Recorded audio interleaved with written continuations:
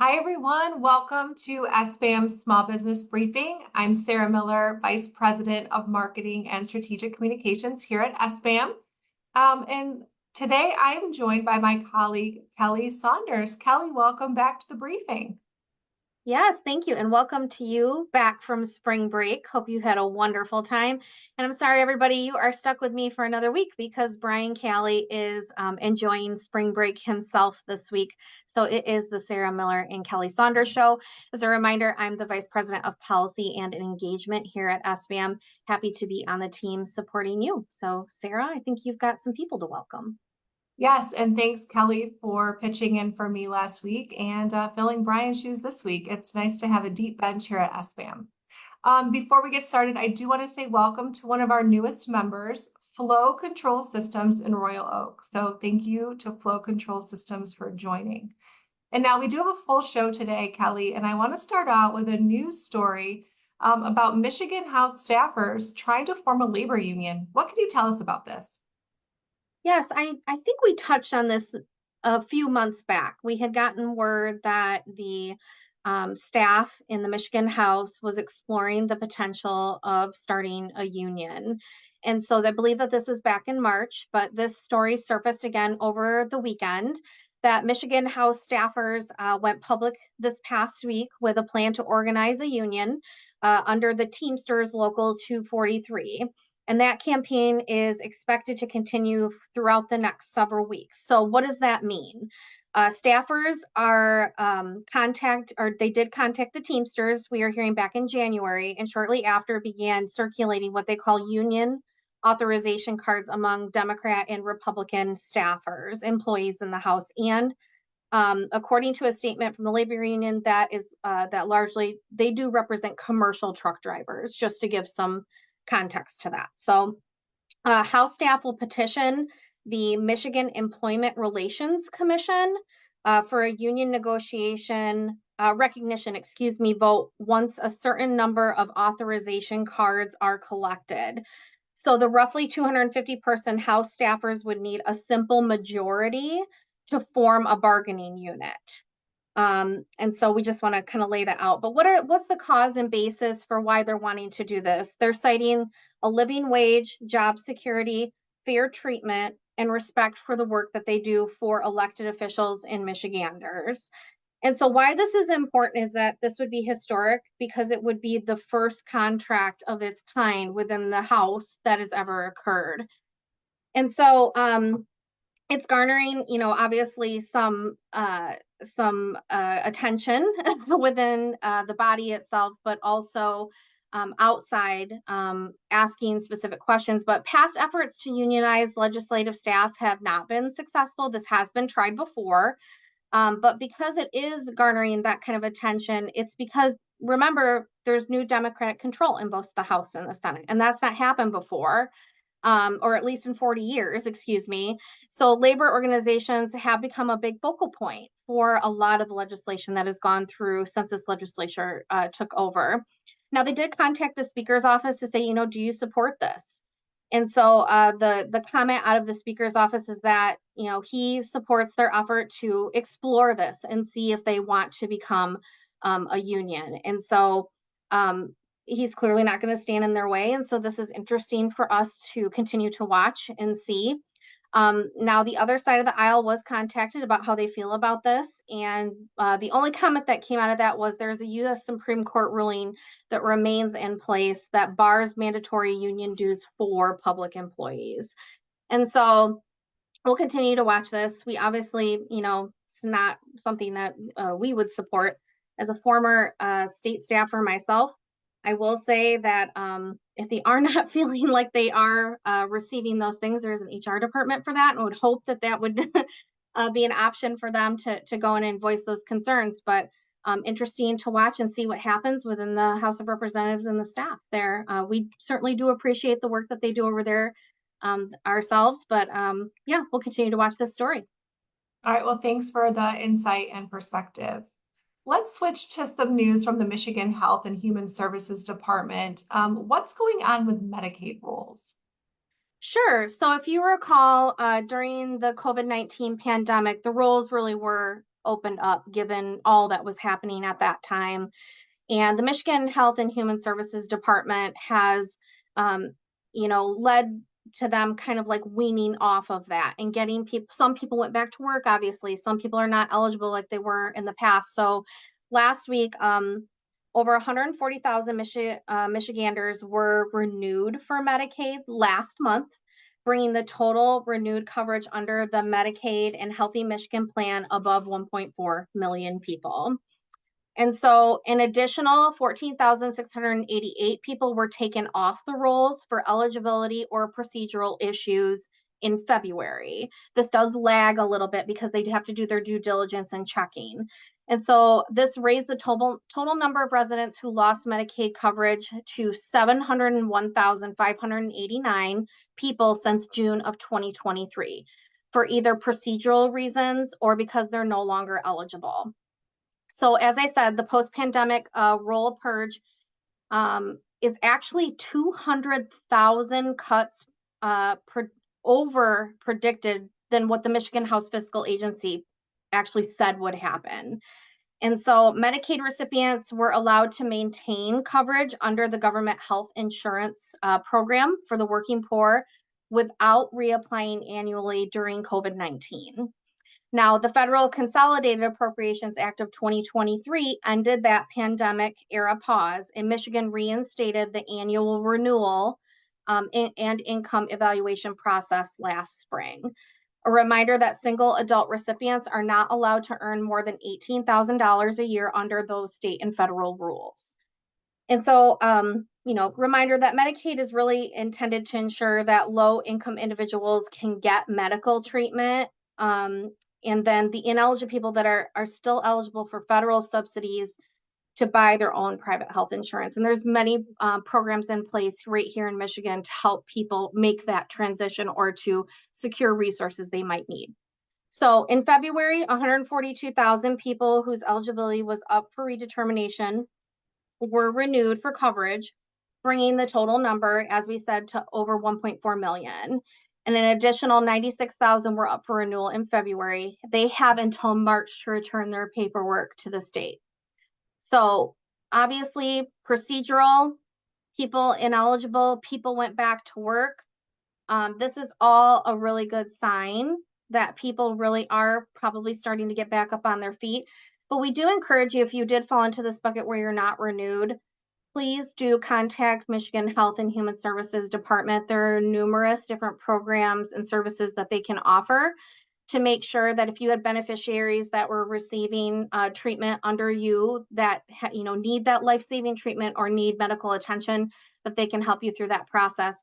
But for us, with getting kind of away from all those restrictions and getting people back to work and getting people into better paying jobs, this is a really good sign that these Medicaid rolls are shrinking and that we're having people on the rolls that really do need the help getting the help that they need. All right, well, thanks again for that update. Let's talk next about a law that was passed last year involving Michigan State Police enforcing hands-free, or I shouldn't say hands-free cell phone use, but basically you're not allowed to use your cell phone while driving. In fact, when I was on my spring break trip last week and we crossed back into Michigan, there is signage at the state line letting people know that it is a hands-free state. So Kelly, how's this law going and what's the latest here? Yes, and thank you for setting the context for that, because we are a hands-free device, hands-free. When you're driving, please make sure that you're using your wheel. But other states have not done this. And so if you recall, we did go over this law back in the summer.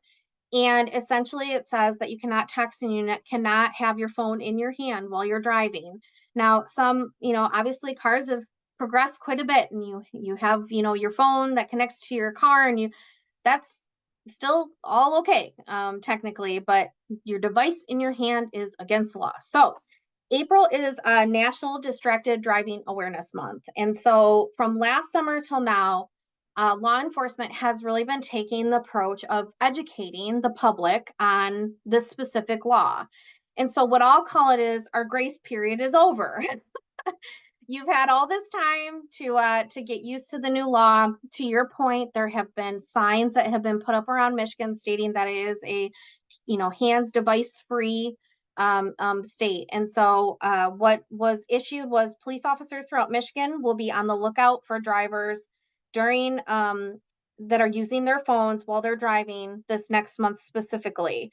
And so the Michigan Office of Highway Safety Planning is teaming up with police agencies all across Michigan in order to enforce this law.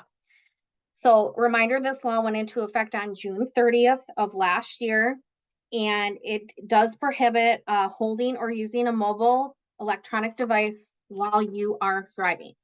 So the goal of this month-long initiative is to reduce traffic crashes caused by drivers when they are distracted with using their phones, and officers will be stepping up enforcement and ticketing anyone who is caught texting or committing hands-free law violations while driving.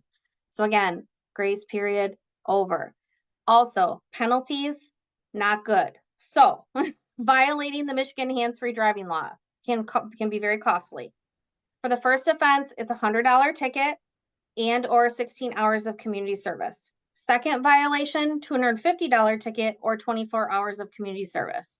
And for a third offense within a 3-year period, you must complete a driver improvement course. So, friends, put the phone down while driving. Put the phone down while driving and keep your hands on the wheel. Yes, thanks, Kelly. So I think the grace period was really long, and I'm glad that you reminded everybody that this is indeed a law and that they are stepping up enforcement. So be safe out there. All right, let's turn back to some news here about legislators deciding not to run for respective House seats this upcoming term. Why is that? Yeah, so if you recall, we have a new term limit law in Michigan, and there's always been kind of this interesting dynamic where, people ran to serve in the Michigan House of Representatives in the former term limits of, serving 6 years and then moving on to the Senate to run for 2 terms. And there was, this joke, but it's not really a joke. New legislators come into the House and they, finally get it figured out in that 6th year. They know where the bathrooms are. They know who to contact at Legislative Services Bureau. They know who the department directors and who to contact there and everything. And then they leave the House and they go to the Senate, and it's like a whole new cycle all over again. And so there's just been this, dance, if you will, of, now we have to train this whole new crop of people.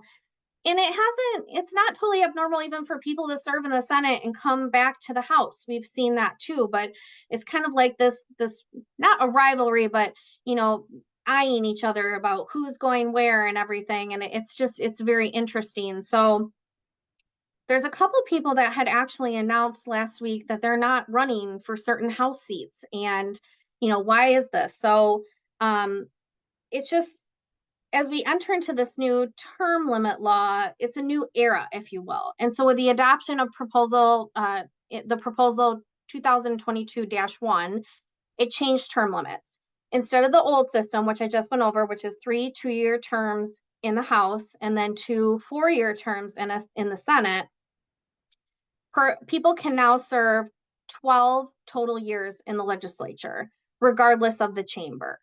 And so during the first term limits era from 1992 to 2022, the typical path was what I just went over. But now this new law is kind of changing those calculations. So there's more members of the Senate, 7 of them, with this last election with no House experience than any other time in memory. So it's likely most of them will serve their full 12 years in the Senate. That's very abnormal. And now there are House members, like I said, that are looking to serve in the Senate and wanting to preserve the ability to stay for 2 full terms, so they're not running for their open House seat. So this month, Representative Felicia Brabeck and Representative Beeler both kind of, I'll say, surprised Lansing by saying that they are not seeking a 3rd term. And so Representative Brayback was actually very forward. She said, I'm not running because Representative Irwin is going to be finished in the next, not this election, but the one after that. And that Senate seat will be open in 2026. And I want to run for it. And so she's taking herself out for 2 years because she wants to serve those full terms. Representative Beeler wasn't as open about that. It's assumed that's what he's doing, but we'll see. So anyway, that it also means though that they have to sit out those 2 years. And so when you're an incumbent and you're running for office, you get a lot of visibility, right? You're in your community, you're doing coffee hours, you're knocking on doors, and so you're not technically in the spotlight all the time. You're kind of giving that up. And so, how does that play into things? We're going to find out. We're not sure. And so, these new term limits are just very interesting to kind of see the posturing that's happening within the legislature. Because there's a handful of other House members that this will happen to as well. Representative Morse, Representative Outman, Representative Bazat, Representative Pastumas, and Representative Rogers all fall in that same boat as Representative Beeler and Brayback. And so what will they choose to do? We don't know. There's also, Brian's gone over in exhaustion the redrawing of the maps in Detroit due to racial gerrymandering. With their new special master and the maps being approved, there may be people that fall into that in those districts as well. The interesting part of that is that for the Senate, those maps have not been redrawn yet because they focused on the House because the House is up this year. The Senate's not up this year. And so people don't know what those Senate districts look like because they haven't been redrawn yet. So people are really going to have to make calculations in those areas as well. So there's unknowns all around, but also, the law is not clear about partial terms. So 12 full years you can serve. Well, if you run for the Senate and you cap out and you're in the middle of your term, specifically in the Senate, what does that mean? Do you have to resign your remaining 2 years? The law doesn't give guidance. And so we're going to reach this, I'll say fork in the road about what does this mean? There's going to have to be decisions that are being made. So this is just me pontificating on the many things that are happening in politics. I'll take this note to say too, as a reminder, SBAM is an intentionally bipartisan organization. We support Republicans, we support Democrats. And so when we're talking about these things, we're literally delivering the news of the day and kind of like the moving chess pieces, if you will, throughout Lansing. And our PAC board is very methodical about how they choose candidates to support. So as you hear these names and as you see these, decisions being made and what's happening, please know that these decisions are being made by your peers in a very, very thoughtful manner. And we will do the same to work with, people from all across the spectrum on all policy that is good for small business. So that's what's going on. We'll see what happens with these new term limits. It's very exciting. Yeah, I was going to say it's very exciting, and there's definitely a lot to figure out, like you said, over the next couple of years. Let's talk about one of the big races to watch, which is this open U.S. Senate seat here in Michigan.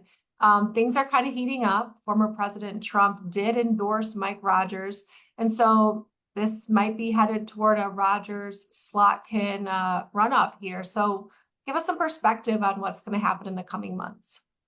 Yeah, there's a really interesting articles that have come out here and there. And I think some people were really surprised when former President Trump endorsed Mike Rogers. Mike Rogers served in Congress for a very long time, has a very, people respectful of him and his service. He served in the Army and the FBI, but also very critical of President Trump and sometimes his posturing and his policies during his time in office.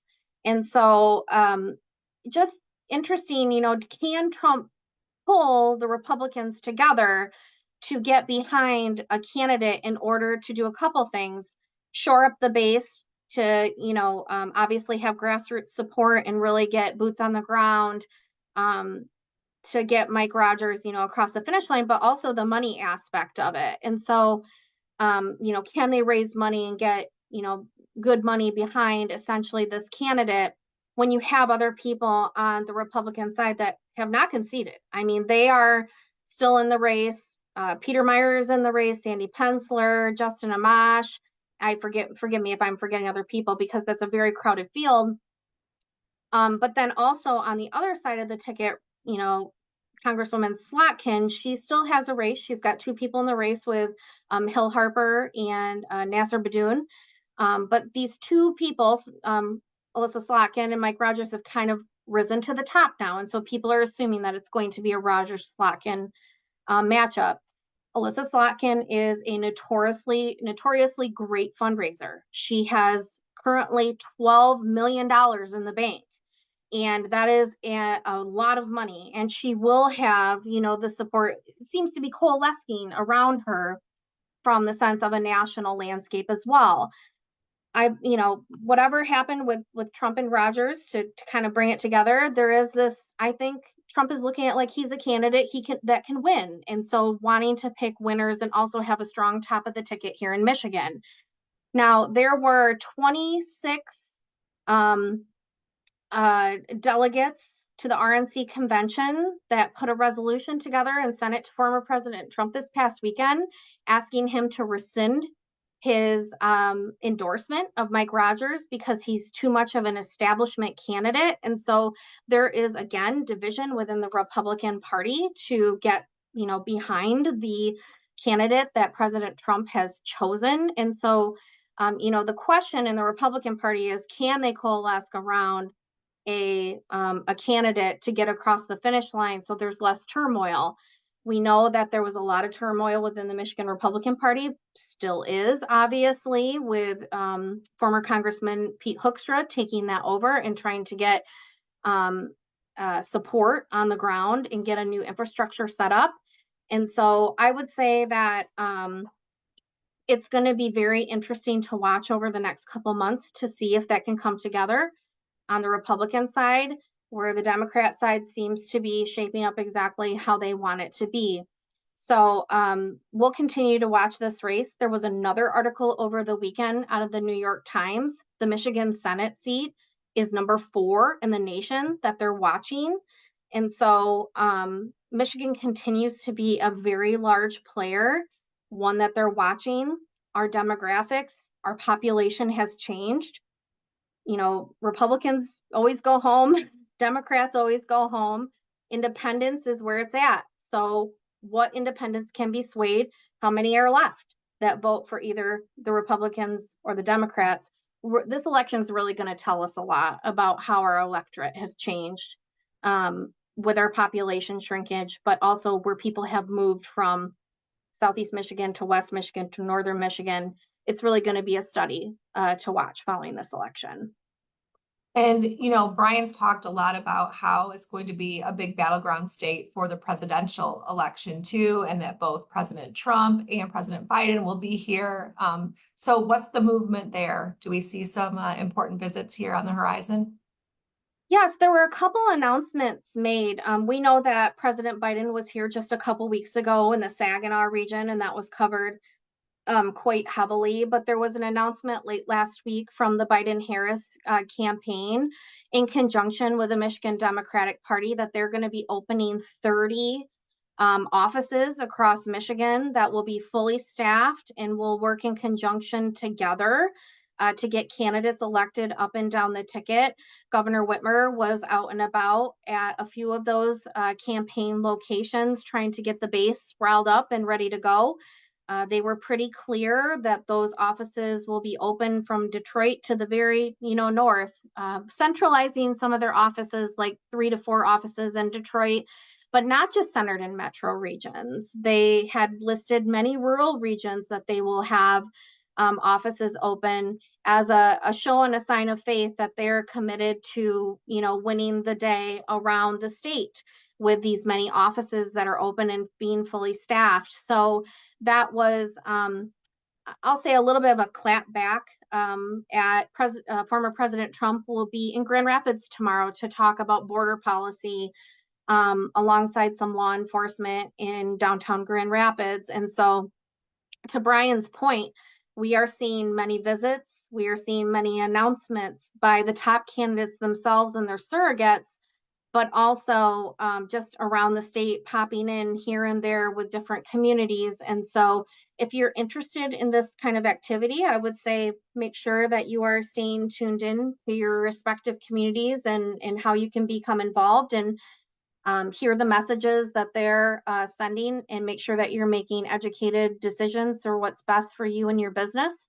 And you can also lean on the government team here at SBAM if you have any questions or want to be directed in any way, or if you just want to get involved with us and kind of be in that intentionally bipartisan lane and learning more about who represents you or who might represent you in the coming weeks, months, years to come, and how we can help you decipher messaging and what folks are saying when they're coming to your door. So we wanted to keep this show very focused on maybe some of this government and political items that are happening throughout Michigan. But yeah, that's my report today. Lots going on. Definitely. It was a full show, Kelly. So thanks for putting it all together.